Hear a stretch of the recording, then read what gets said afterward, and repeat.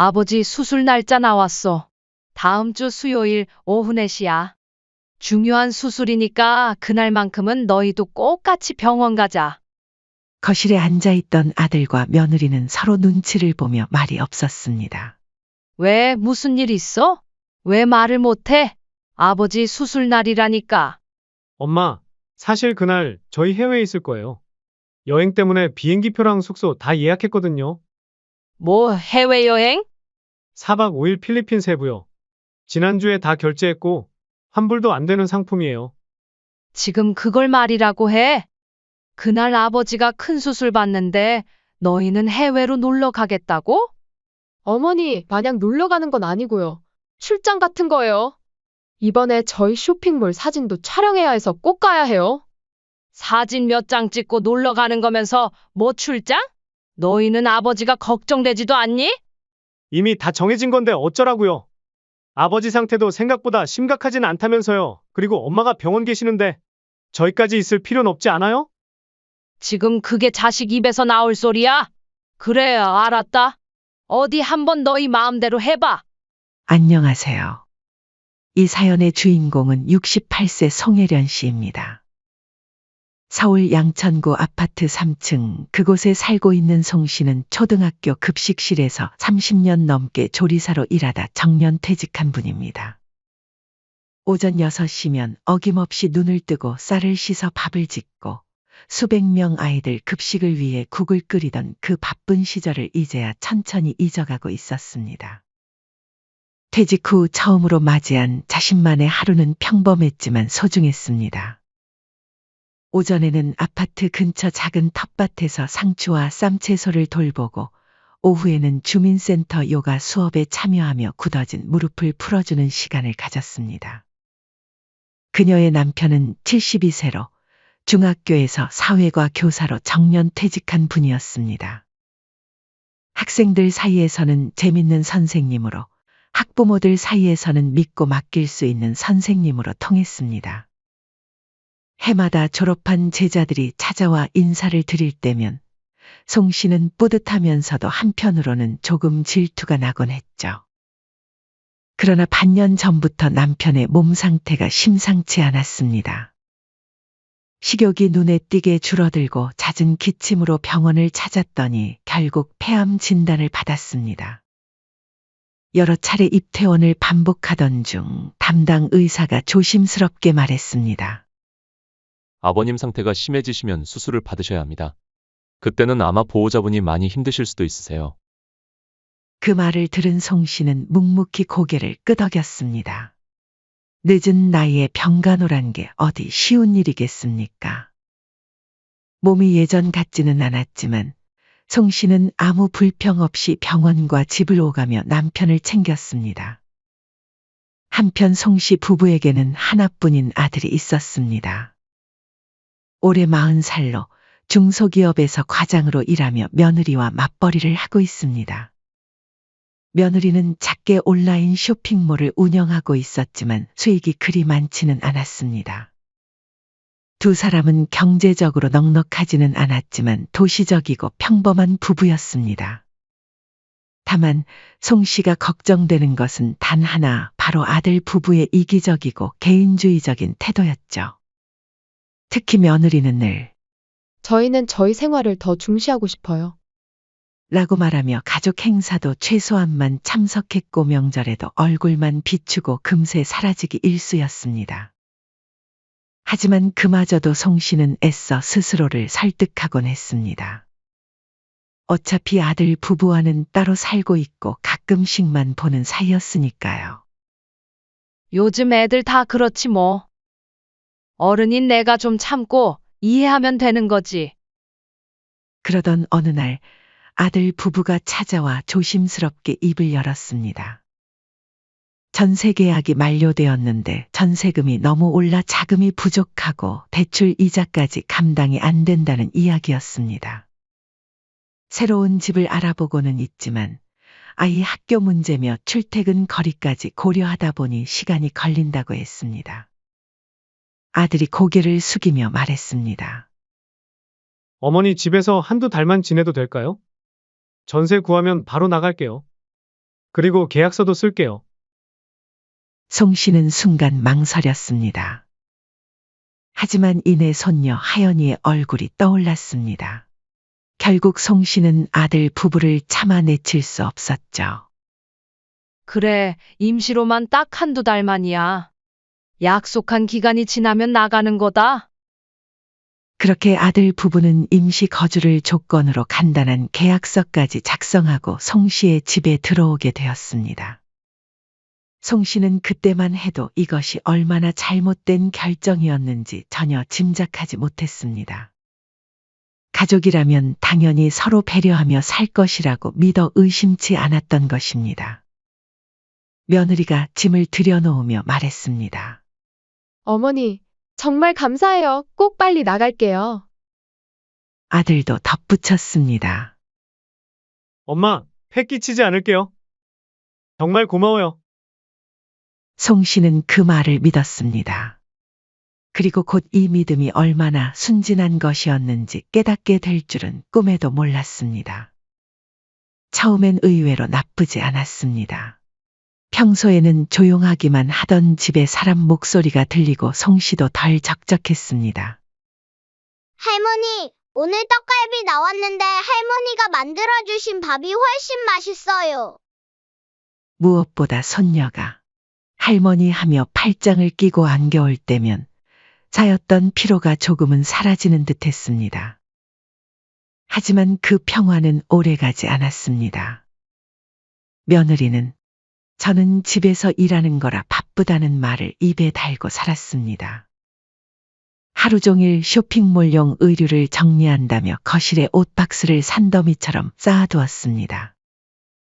배송 나가는 택배 더미로 부엌과 복도까지 점령당한 건 기본이었습니다.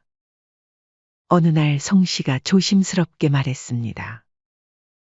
이 박스들 좀 정리하면 안 될까? 복도가 너무 좁아서 다니기 힘들어. 아, 죄송해요. 오늘도 택배 마감이 코앞이라서요. 내일 아침에 다 정리할게요. 하지만 다음 날이 되어도 박스들은 그대로였고 며느리는 또 다른 핑계를 댔습니다.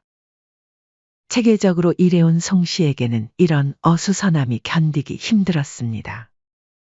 결국 그 치우지 못한 짐들을 정리하는 건 항상 송 씨의 몫이었죠. 결국 빨래, 설거지, 청소, 손녀 돌보기까지 송 씨는 독박 살림과 육아까지 떠맡게 되었습니다. 정작 며느리는 손녀와 제대로 놀아준 적도 없이 늘 스마트폰으로 주문 확인이나 배송 일정에만 바빴습니다. 어느 날 손녀가 학교에서 돌아와 말했습니다. 엄마, 나 배고파요. 며느리는 모니터에서 눈을 떼지도 않고 대답했습니다. 응, 알았어. 할머니한테 부탁해봐. 송 씨가 조심스럽게 한마디 했습니다. 아니, 얘야 그래도 애 밥은 좀 챙겨줘야 하는 거 아니니? 저번에는 저 어린애가 나갔다 와서 혼자 라면 끓여 먹더라. 며느리는 입꼬리만 살짝 올리며 대답했습니다. 요즘에는 다들 아이들도 스스로 하게 키우더라고요. 저희 방식이 좀 달라요. 너무 챙겨주면 독립심이 떨어진다고 하잖아요. 그래도 아직 어린데. 어머니, 맞벌이 가정은 다 그래요. 너무 간섭하시는 것도 보기 안 좋아요. 며느리의 그 말이 왜 그리 차갑게 들리는지 송 씨는 더 이상 말을 꺼낼 수 없었습니다. 게다가 아들은 언제나 며느리 편만 들었습니다. 그날 저녁에 퇴근하고 돌아와서도 마찬가지였습니다. 엄마, 뭔 일 있어요? 표정이 왜 이리 심각해? 아니, 며느리가 손주밥도 안 챙겨주길래 한마디 했더니 나보고 간섭하지 말라고 하는데 너라도 뭐라고 해야 하는 거 아니니? 엄마, 그냥 좀 이해해줘. 엄마는 아내 힘든 거 잘 모르잖아. 사업이 얼마나 스트레스 받는지 알아? 그래도 자기 애는 이럴 때일수록 엄마가 집안일도 먼저 하고 하연이 밥도 챙겨줘야 하는 거 아니야? 이 집에서 송 씨의 고단함이나 서운함에 귀 기울여주는 이는 아무도 없었습니다. 오히려 송 씨가 뭔가 말하려고 하면 이런 식으로 넘어가 버렸습니다. 그 여름, 해가 중천에 떠 있던 어느 날이었습니다. 기온이 35도를 웃돌아 에어컨 없이는 견디기 힘든 날씨였습니다. 그때 며느리가 말했습니다. 어머니, 오늘은 에어컨 좀 자제해 주세요. 전기세가 너무 나와서요. 뭐? 이 더위에?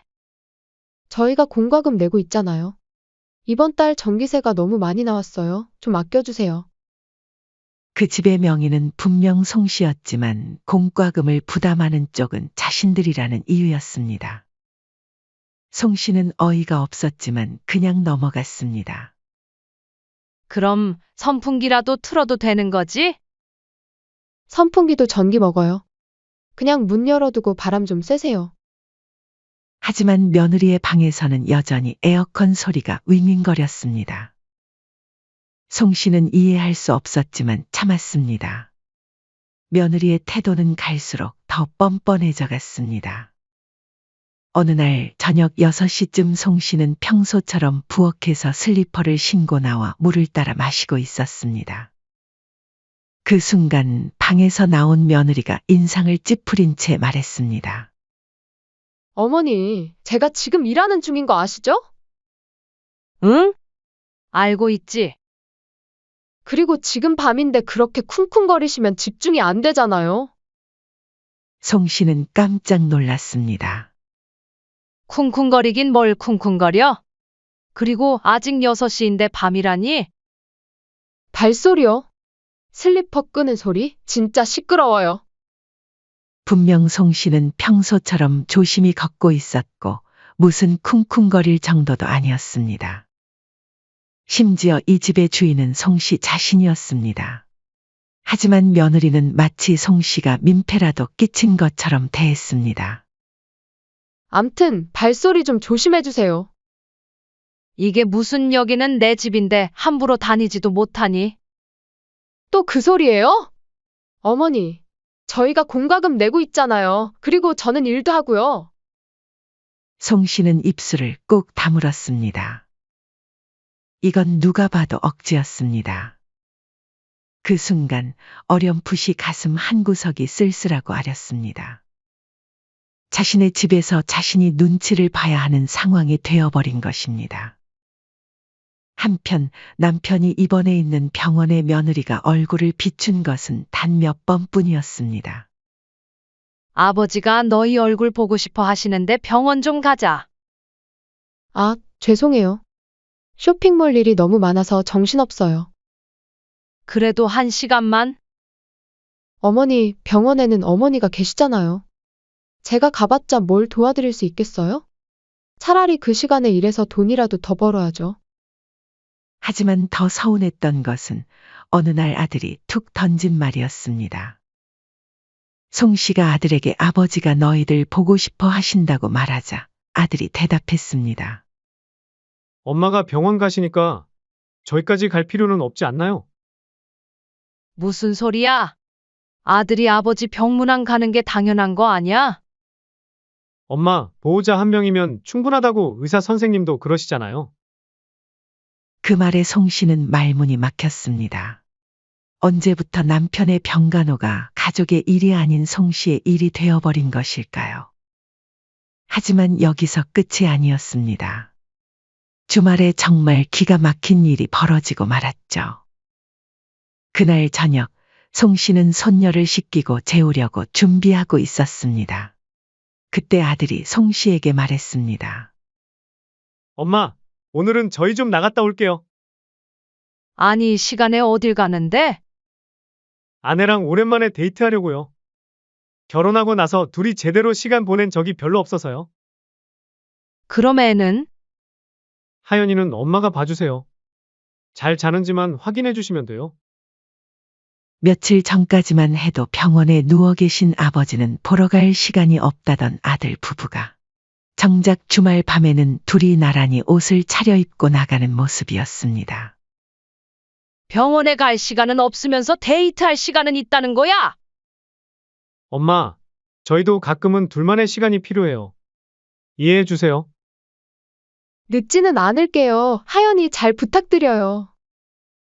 송 씨는 그 뒷모습을 바라보며 처음으로 마음속에서 딱 하고 무언가 끊어지는 소리를 들었습니다.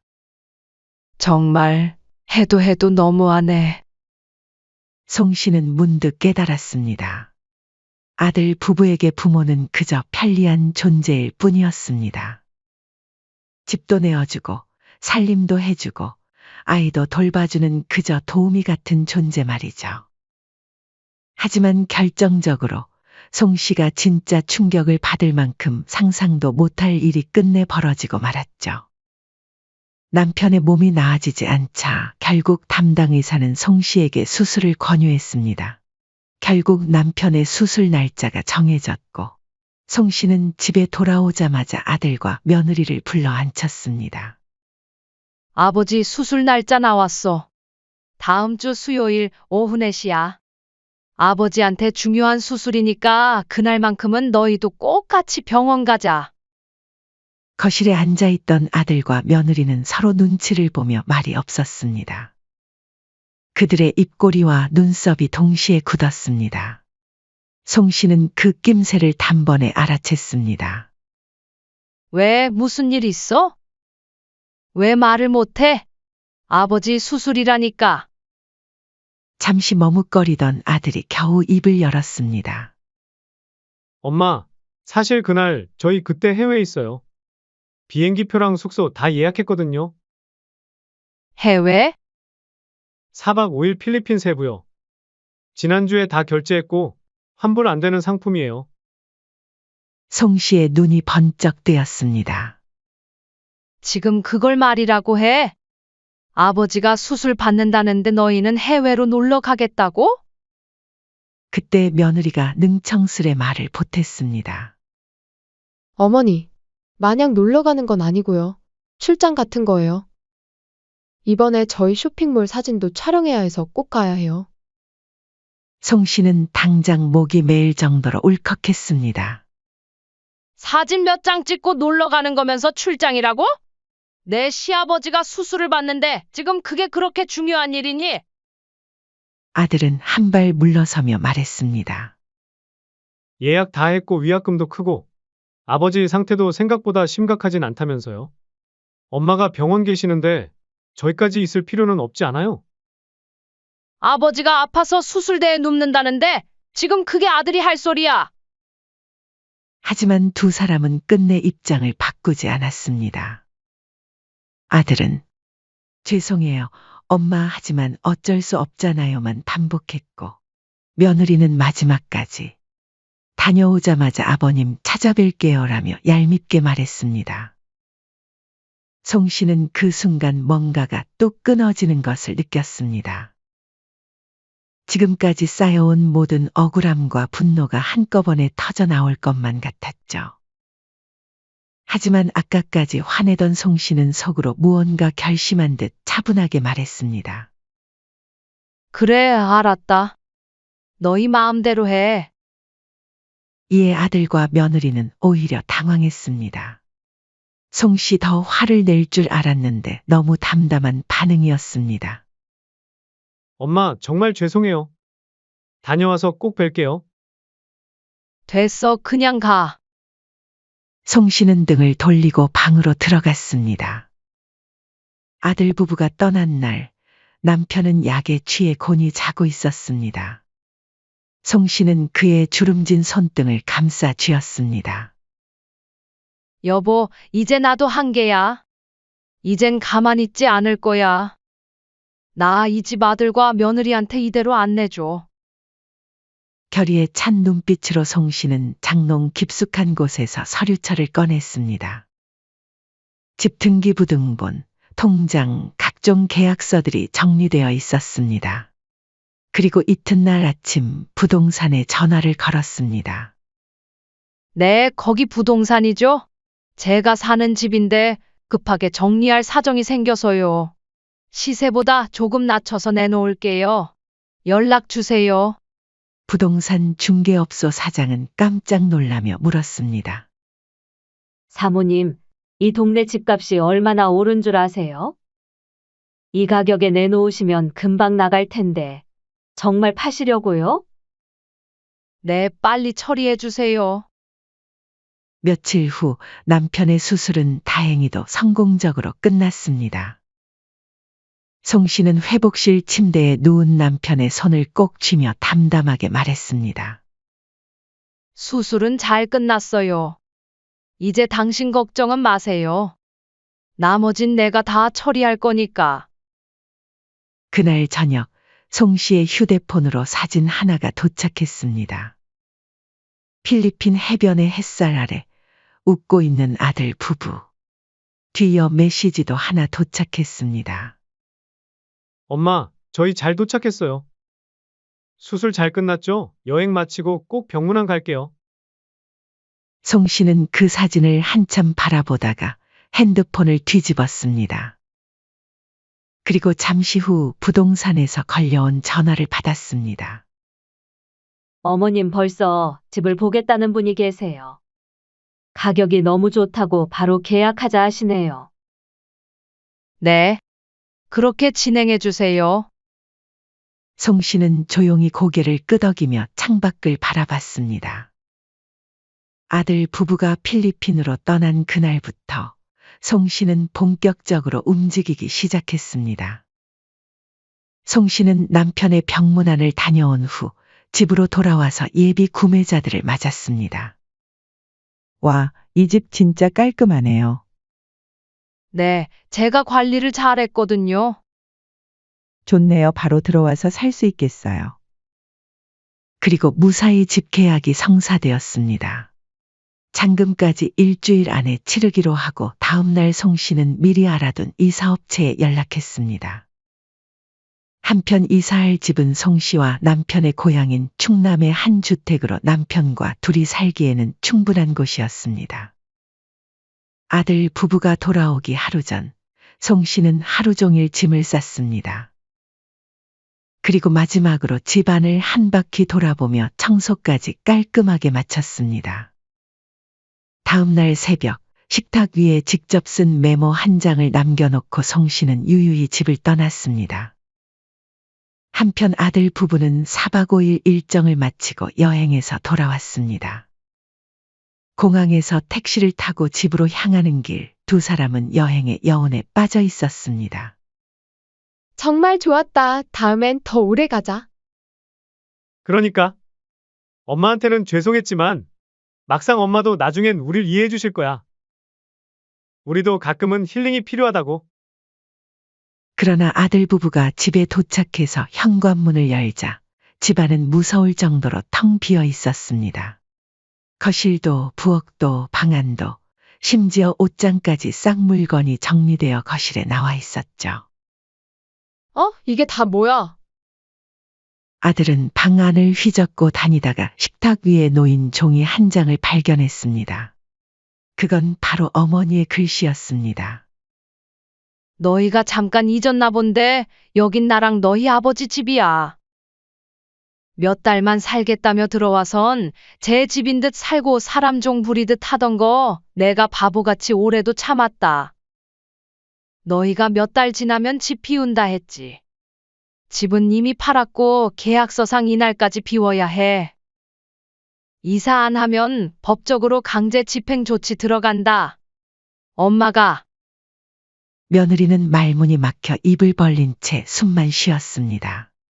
아들은 종이를 쥔 채 바닥에 주저앉았습니다. 이게 뭐야? 엄마가 진짜 집을 팔았다고? 아들은 급하게 휴대폰을 꺼내 송 씨에게 수십 통의 전화를 걸었습니다. 하지만 모두 수신 거부의 카톡은 한 개도 읽히지 않았고 며느리가 보낸 장문의 메시지에도 아무런 답이 없었습니다. 애초에 송 씨는 이미 휴대폰 전원을 꺼둔 상태였습니다. 며느리는 그제서야 현실을 깨달았습니다. 어떡해? 그리고 보니 어머니 짐은 하나도 안 보여? 두 사람은 패닉에 빠져 집안을 뒤져봤지만 송 씨 부부의 물건은 하나도 찾을 수 없었습니다. 대신 자신들의 집만 거실 구석에 덩그러니 남겨져 있었습니다. 그때 소란스러운 소리에 옆집 아주머니가 나타나 아들 부부에게 말했습니다. 어머, 아직 계셨네요? 가족 전부 이사 가신 줄로만 알았는데. 네? 이사를 갔다고요? 네, 이사차까지 와서 짐도 빼가고. 앞으로 새 집주인이 오신다고 어머님이 말씀하셨어요. 옆집 아주머니의 말을 들은 아들과 며느리는 서로를 멍하니 바라봤습니다.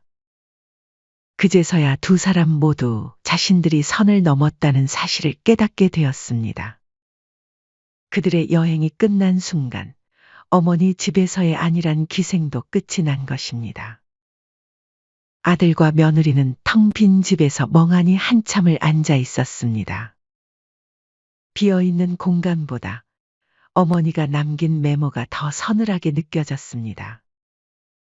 정말로 어머니가 집을 팔고 떠났다는 현실이 믿어지지 않았습니다. 이제 어떡하지? 우리 진짜 어디 갈 데도 없는데. 며느리가 불안에 떨며 말했습니다. 그렇게 두 사람은 급하게 임시 거처를 찾아야 했습니다. 마침내 두 사람은 급히 낡은 월세집으로 들어가 생활을 시작했습니다. 지은 지 오래된 건물 2층 방 2칸짜리 좁은 집. 주방과 침실 겸 거실은 비좁기 짝이 없고 수도는 찔끔거리며 층간소음까지 더해져 스트레스는 날마다 쌓여갔습니다. 그동안 송 씨의 집에서 널찍한 공간과 쾌적한 환경에 익숙했던 두 사람에게는 모든 것이 불편했습니다. 화장실 문은 삐걱거렸고 보일러는 말썽을 부렸으며 벽지는 곳곳이 떨어져 있었습니다. 특히 며느리는 업무 공간이 마땅치 않아 매번 불편함을 호소했습니다. 쇼핑몰 상품 사진을 찍으려 해도 조명이 부족했고 포장할 공간도 협소했습니다. 그동안 당연하게 여겼던 송씨 부부의 집이 얼마나 따뜻하고 편안한 공간이었는지를 그제야 절실히 깨달았습니다. 여보, 나 이러다 쇼핑몰 망하겠어. 정리도 안 되고 온 집안이 엉망이야. 예전엔 어머니가 다 해줘서 몰랐는데 할 일이 이렇게 많았다니. 며느리는 매일 징징거렸습니다. 빨래도 제대로 할 줄 몰라서 색깔이 빠지기 일쑤였고 요리도 서툴러서 배달 음식만 시켜 먹었습니다. 아들 역시 힘들다며 스트레스를 털어놓았습니다. 회사에서 돌아와도 집이 너무 어수선해서 쉴 수가 없었습니다. 그동안 어머니가 얼마나 많은 일을 해주고 있었는지 뒤늦게 깨달았지만 이미 늦어버린 상황이었습니다. 결국 두 사람은 서로를 탓하며 매일 다투었습니다. 좁은 집에서 피할 곳도 없어서 갈등은 더욱 증폭되었습니다. 당신이 그때 어머니 말씀 들었어야지. 나만 잘못이야? 당신도 같이 필리핀 가자고 했잖아. 그런 와중에 가뜩이나 수입도 안 나던 쇼핑몰은 점점 적자로 기울었고 방문자는 줄고 반품과 환불 요청이 늘었습니다.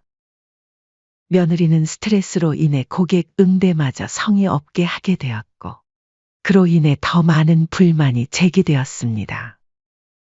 결국 3달 만에 쇼핑몰 폐업 공지를 올릴 수밖에 없었죠. 우리가 그때 그냥 엄마 말 듣고 병원에 같이 갔었어야 했는데. 아니, 그 전에 어머니한테 그렇게 행동하면 안 되는 거였는데. 처음부터 다 우리가 잘못한 거였어. 어머님한테 용서를 빌면 다시 우릴 받아주실까? 아들과 며느리는 후회했지만 이미 모든 건 너무 늦어 있었습니다. 한편 송 씨는 남편과 함께 충남의 고향 근처에서 조용한 시골 생활을 시작했습니다. 남편은 수술 후 빠르게 회복했고 매일 아침 마을을 산책하며 웃음을 되찾아갔습니다. 여보, 공기가 정말 맑네요. 서울에서는 이런 공기 못 마셔봤어요. 그러게요. 여기가 이제 진짜 우리 집이에요. 송 씨는 정원에 화단을 가꾸고 직접 키운 채소로 식탁을 차리는 하루하루를 살아갔습니다. 아무도 자신을 부르지 않는 조용한 아침, 남편과 함께 마시는 차 한 잔이 이렇게 달콤할 줄 몰랐습니다. 여보, 우리 이렇게 오래오래 살자.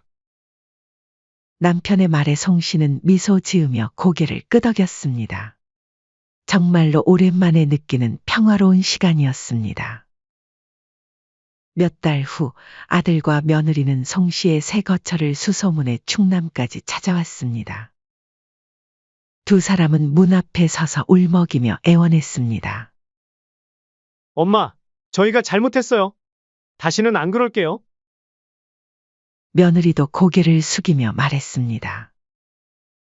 어머니, 저희 정말 반성하고 있어요. 그때 아버님 수술날 여행 간 것도 정말 잘못한 거였어요. 하지만 송 씨는 문 앞에서 단호히 말했습니다. 됐어, 그만해라. 엄마, 한 번만 기회를 주세요. 아버지도. 정말 마지막으로 부탁드릴게요. 정말 너무 힘들어요. 이젠 너희도 알아야지. 그 누구도 평생 기대고만 살 순 없어. 언젠가는 혼자 일어서야지. 송 씨는 바닥에 주저앉은 아들과 며느리에게 눈길조차 주지 않았습니다. 너희도 이제 다 컸잖아. 나도 이제 다 큰 자식들 눈치 보며 살고 싶지 않아. 이제 내 인생은 내가 결정해. 남은 시간 너희 아버지랑 조용히 살 거다. 송 씨의 차가운 말에 아들과 며느리는 할 말을 잃었습니다. 앞으로는 연락하지도 말고 찾아오지도 말렴. 송 씨는 문을 닫았습니다. 그리고 다시는 문을 열어주지 않았죠. 이제 그녀는 더는 누구의 눈치도 보지 않았습니다. 아들과 며느리는 집을 잃고 나서야 비로소 깨달음을 얻었고, 송 씨는 조용한 해방 속에서 진짜 자신의 삶을 되찾았습니다. 며칠 후 송 씨는 남편과 함께 마을 뒷산에 올랐습니다. 산 정상에서 내려다보는 풍경은 정말 아름다웠습니다. 여보, 이제 정말 우리만의 시간이네요. 당신도 그동안 내 병수발 해주느라 고생 많았어. 그러게요. 당신이 병을 얻었을 땐 정말 힘들었는데 참고 이겨내니 이리도 좋은 시간이 찾아올 줄은 꿈에도 몰랐네요. 그리고 이번 일을 통해 참 많을 걸 배웠어요. 송 씨는 남편의 손을 잡으며 웃었습니다. 그 웃음 속에는 오랜 세월 참아온 모든 것들로부터의 자유가 담겨 있었습니다. 그들의 인생 2막은 이제 막 시작된 것입니다. 사연은 여기까지였습니다. 구독, 좋아요, 댓글은 영상 제작에 큰 힘이 됩니다.